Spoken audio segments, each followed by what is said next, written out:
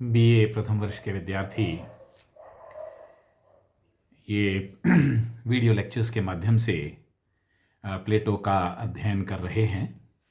और मैंने आपको पहले भी बताया कि प्लेटो को विस्तार पूर्वक जानना समझना आवश्यक है, और यही कारण है कि हमको अनेक वीडियोस प्लेटो को समझने के लिए डेडिकेट करने पड़ रहे हैं। मैं समझता हूँ कि आप लोग यदि वीडियोस को ध्यान से देख रहे हैं और साथ में आपको जो आपके ग्रुप्स पर सामग्री प्रोवाइड की जा रही है, अध्ययन सामग्री, उसका अध्ययन यदि आप साथ साथ कर रहे हैं, साथ साथ कर रहे हैं, तो आपको प्लेटो को समझने में संभवतया कोई परेशानी नहीं होगी। आपका व्हाट्सएप ग्रुप नया क्रिएट किया गया है वी सेक्शन का, और कुछ विद्यार्थी, अनेक विद्यार्थी, यह कुतूहल है उनको कि यह ग्रुप क्या है, क्यों क्रिएट किया गया है, कैसे क्रिएट किया गया है।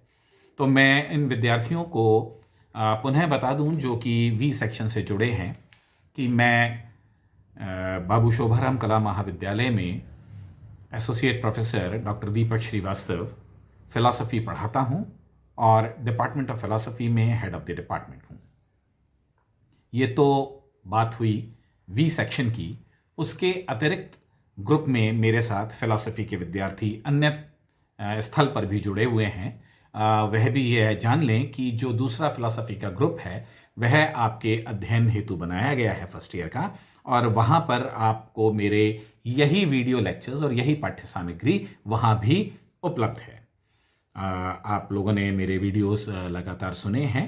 मैंने आपको अपने नाम का परिचय कराया, डॉक्टर दीपक श्रीवास्तव मेरा नाम है। आइए हम प्लेटो की चर्चा को आगे बढ़ाते हैं।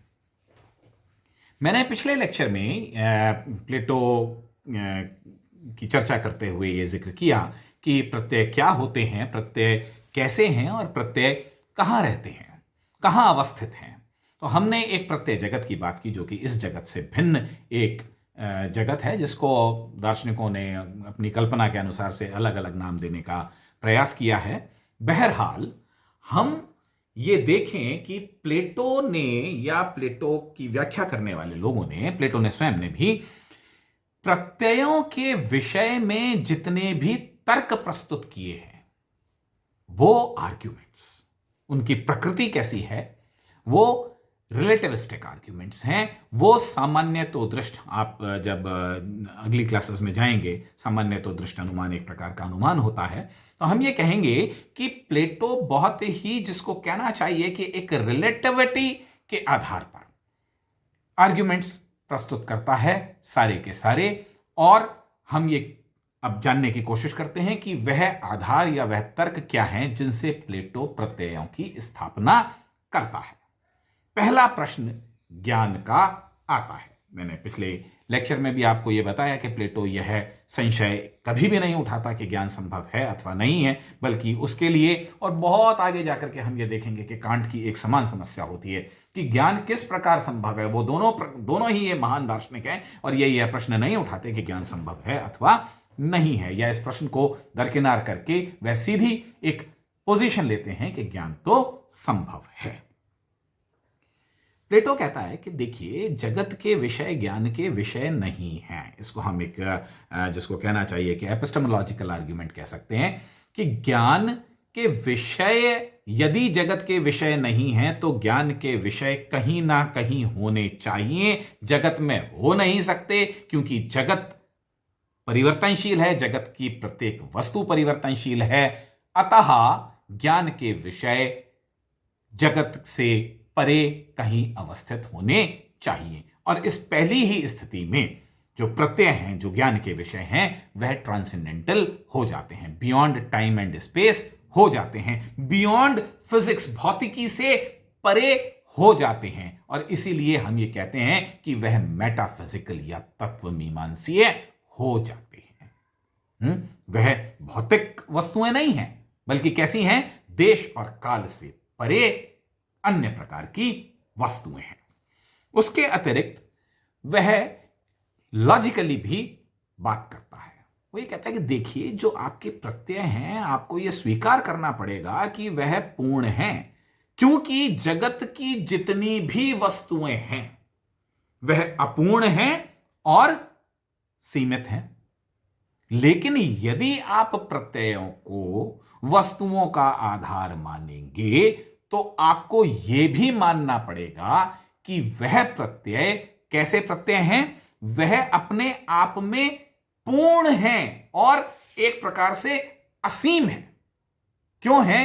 क्योंकि यदि आपके पास यह ज्ञान है अपने अनुभव से कि जगत की जितनी भी वस्तुएं हैं वह अपूर्ण हैं, वह पूर्णता लिए आप किसी भी चीज की कल्पना कीजिए, आप किसी भी चीज को अनुभव कीजिए, वह बहुत बेहतरीन हो सकती है, उत्कृष्ट हो सकती है। आपसे पूछा जाए, मान लीजिए आपसे पूछा जाए कि आप एक ऐसे भवन के बारे में बात बताइए जो आपको बहुत आकर्षक करता हो, आकर्षक लगता हो और आपको ये लगता हो कि यार इसके जैसा कोई दूसरा भवन हो नहीं सकता। मान लीजिए आप ऐसी स्थिति में ये कहें कि मेरे को ताजमहल ऐसा भवन दिखाई पड़ता है जो मैंने कल्पना भी नहीं की थी, मैंने देखा तो ये जाना कि कितना खूबसूरत कोई बिल्डिंग हो सकती है। प्रश्न ये उठाया जाए, क्या आपको ऐसा लगता है कि ताजमहल से खूबसूरत भी कोई बिल्डिंग हो सकती है? मैं अगर पोइटिकली जवाब दूं तो मैं कहूंगा नहीं नहीं भाई, ताजमहल तो, लेकिन तार्किक रूप से यदि मैं विचार करूं तो मुझको इस स्थल पर पहुंचना पड़ेगा कि नहीं, देखिए थ्योरेटिकली तो ताजमहल से खूबसूरत, अगर मैं ताजमहल को सबसे खूबसूरत मानता हूं तो मैं जिस भी चीज को पूर्ण मानता हूं, ये मानता हूं कि ये पराकाष्ठा है, मुझसे ये प्रश्न पूछा जाए क्या इससे उन्नत, क्या इससे भी श्रेष्ठ इस प्रकार की वस्तु हो सकती है, तर्कतः मुझे ये मानना पड़ेगा कि हां हो सकती है। आपने तो कभी उस वस्तु का अनुभव नहीं किया, आपको कैसे मालूम कि ऐसी वस्तु हो सकती है? क्योंकि मेरे मन में, क्योंकि मेरी बुद्धि मुझे अपूर्णता से पूर्णता की तरफ ले जाती है, मुझे सीमितता से असीम की ओर ले जाती है। तो क्योंकि जगत की वस्तुएं चाहे वह कितनी भी उत्कृष्ट, कितनी भी परिष्कृत और कितनी भी श्रेष्ठ क्यों ना हो, उनसे श्रेष्ठतर की कल्पना क्योंकि की जा सकती है, उनसे श्रेष्ठतर का क्योंकि प्रत्यय मेरे मस्तिष्क में उत्पन्न होता है, अतः मुझे यह मानना पड़ेगा कि मुझे श्रेष्ठ का, पूर्ण का, असीमित का ज्ञान होता है और जो मेरे प्रत्यय हैं वह उसी असीमितता की, उसी पराकाष्ठा की, उसी पूर्णता के परिचायक हैं। ये लॉजिकल बात हुई। तो ये कहते हैं कि पूरी सृष्टि परिवर्तनशील है, जगत की हर वस्तु परिवर्तनशील है। परिवर्तन क्यों होता है? परिवर्तन क्यों होता है? प्लेटो परिवर्तन की मैकेनिकल थ्योरी को मानने के लिए तैयार नहीं है कि नहीं, चीजें ऐसे बदलती हैं, मास एनर्जी में कन्वर्ट हो जाता है, एनर्जी मास में कन्वर्ट हो जाती है। नो, प्लेटो कहता है कि देखिए यह व्याख्या कोई बहुत युक्ति संगत व्याख्या प्लेटो को प्रतीत नहीं होती। वो कहता है जब भी कोई चेंज होता है तो चेंज के पीछे पर्पस होता है, कोई उद्देश्य होता है। निरुद्देश्य रूप से कोई भी चीज क्रिया नहीं करती है और यही उद्देश्य परक बात। ये मनुष्यों से बात हम प्रारंभ करें। मान लीजिए मैं ये कहूं कि मैं किसी से ये कहता हूं कि मुझको 1 गिलास पानी पिला दीजिए और मैं पानी पीने की क्रिया करता हूं। तो मैं ये क्रिया क्यों करता हूं? मैं ये क्रिया इसलिए करता हूं क्योंकि मुझे प्यास है, मैं अपनी प्यास को बुझाना चाहता हूं। एक अपूर्णता थी जिसे मैं पानी के माध्यम से, प्यास को पानी पी करके एक पूर्णता को प्राप्त होना चाहता हूं। भूख को भोजन से मिटा करके एक प्रकार की पूर्णता को प्राप्त होना चाहता हूं। मैं जब भी जो भी क्रिया करता हूं वो किसी उद्देश्य से प्रेरित होकर के करता हूं। संपूर्ण सृष्टि क्रिया कर रही है, निरंतर चलायमान और परिवर्तनशील है, तो इसका कोई ना कोई उद्देश्य होना चाहिए। तो जगत की वस्तुएं अपने जिस श्रेष्ठ रूप को प्राप्त होने के लिए निरंतर क्रियाशील और चलायमान हैं, प्रत्यय वह पूर्ण उद्देश्य हैं, वह एक्सलेंट परफेक्ट फॉर्म्स हैं जिनको प्राप्त करने के उद्देश्य से जगत की समस्त वस्तुएं निरंतर क्रियाशील, प्रयत्नशील हैं। फिर universals and the particulars and their essences. मैं ये कहूं कि मान लीजिए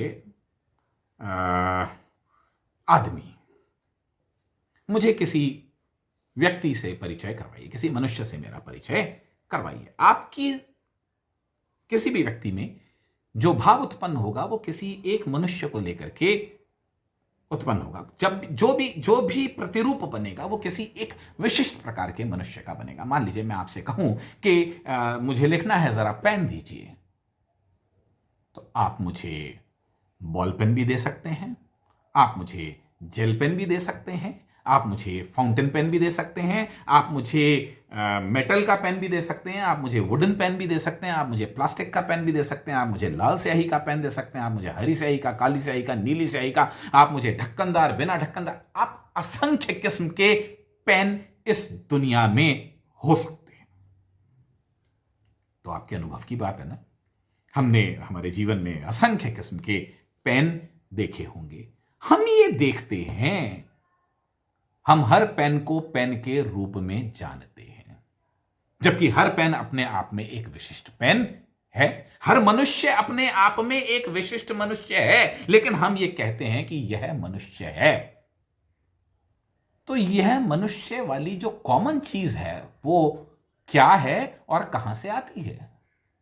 where is it and where does it come from? Every man is a particular man. हर मनुष्य अपने आप में एक विशिष्ट मनुष्य है। हर पेन अपने आप में एक विशिष्ट पेन है। गाय की बात करें, हर गाय अपने आप में एक विशिष्ट गाय है, लेकिन उस गाय के गाय होने का आधार गौत्व है। हर मनुष्य के मनुष्य होने का आधार या कारण वह मनुष्यत्व है जो उस मनुष्य में पाया जाता है। क्या वह मनुष्यत्व, वो गौत्व, वो पेननेस आपको कहीं अनुभव हुई? आपको वह आपके अनुभव का विषय नहीं बनी। आपके अनुभव का विषय तो पर्टिकुलर पेन बनता है।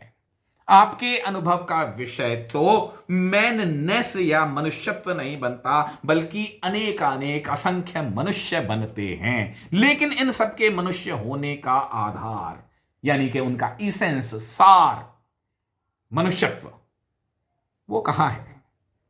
होना चाहिए ना कहीं। उसके बगैर तो मनुष्य मनुष्य नहीं होगा ना। पेननेस के बगैर तो पेन नहीं होगा ना। काउनेस के, गौत्व के अभाव में तो गाय गाय नहीं होगी ना।